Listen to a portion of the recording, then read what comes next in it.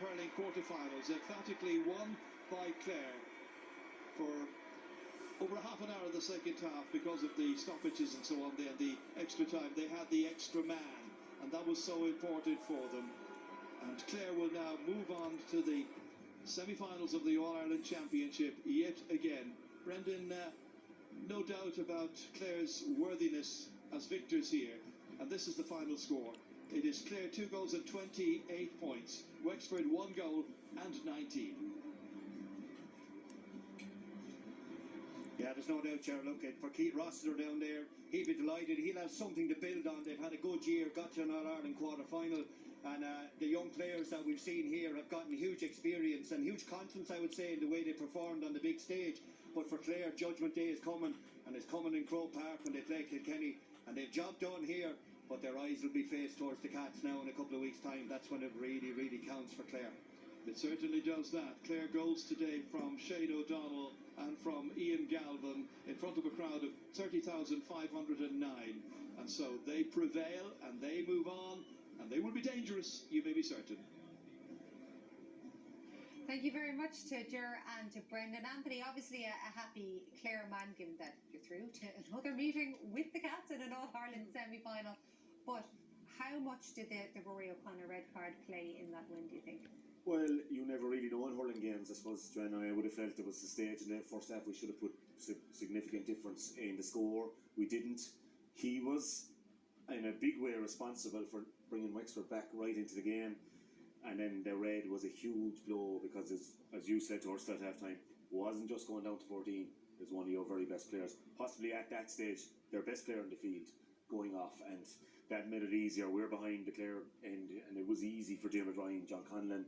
They were very effective as the extra man once David McInerney came back into play. How do you think Keith Rossiter would feel after this? It's his first year in. You all suggested it was a shot to nothing for Wexford this game. Yeah, obviously he'll be disappointed with today's result. I don't think probably the scoreline reflects maybe where Wexford are at. I don't think there's 12, 13 points between Wexford and Clare, but that red card was a massive thing. I suppose he's blooded a lot of younger players this year. Conor Foley, 3 points from play. Fannin was back in the goal this year. So look, he'll be happy that they got to a quarter-final, but obviously they're hugely disappointed with results. But there's lots to build on too. The top 7 in Division 1 for next year is a big achievement as well. Big plus, because you're guaranteed, 3 big days in Wexford Park. Yeah. Which I think is all, for a young manager coming in and be left for a while at the job, to leave him at it. We're going to do Man of the Match now with you, Shane, and we can ask you who Man of the Match is, or we could replay several of these awards we've already done with Clare play. Well, listen, I think David Reedy and Tony Kelly gave really good performances, but Shane O'Donnell was just ridiculous. He scored 1-5, but it wasn't just the 1-5. It was how good his scores were, and at times how hard he had to work for the scores. He gave an exhibition hurling, but as you said, Joanne, we're seeing this all year. He has a few of these. Man of the Match, Clare's Shane O'Donnell. Here he is with Marty. Yes, indeed, another one of these wonderful awards for Shane O'Donnell. Congratulations, Shane. The Borgosh Energy Man of the Match going to be presented now by David Kerwin, Managing Director of Borgosh Energy, to Shane O'Donnell. Congratulations, Shane. First of all, put into words, if you can, about the performance today, because I know there was huge disappointment after the Munster final, but you came full of determination and obviously played out of your skins. Yeah, I think there was a lot of upset people after a couple of weeks ago. I don't think any of us were happy with our performances, and I think the Clare fans rightly weren't either. So we knew over the last couple of weeks that we had to build. We took a few days away and evaluated where we were at, to be honest, and then came out knowing that Wexford were going to be a really tough challenge today, and we have to put everything in. And yeah, in the second half there, we kind of just got on top and started getting into flow a bit.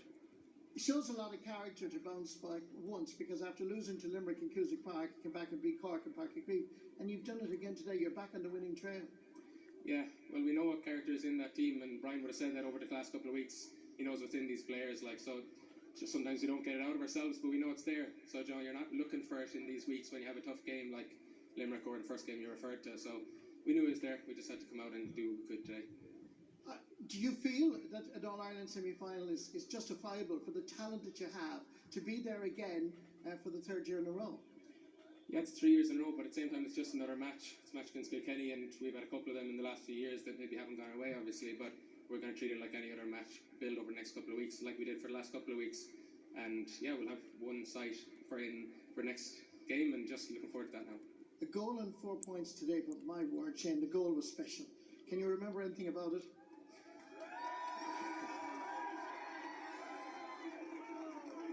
Yeah, I don't remember too much about it, to be honest. I think I probably could have tapped it over, just said I would take a chance and probably mishit it, to be honest. I went into the left side where if I hit it correctly, I think actually Fanning would have a better chance of it. But yeah, no, I was happy with it. I think it probably turned the tide in the next 10 or 15 minutes with the rest of the lads after that. I think you're way too modest. I don't think anybody in Clare believes you mishit it, Shane O'Donnell. It was a cracking goal. But how many of these man of the matches have you now won? I think this is the second this year anyway, so I don't know, I put them away each year, so I'll have to go back when I retire in a few years and kind of decide how many I actually end up with, but I think this is second this year anyway.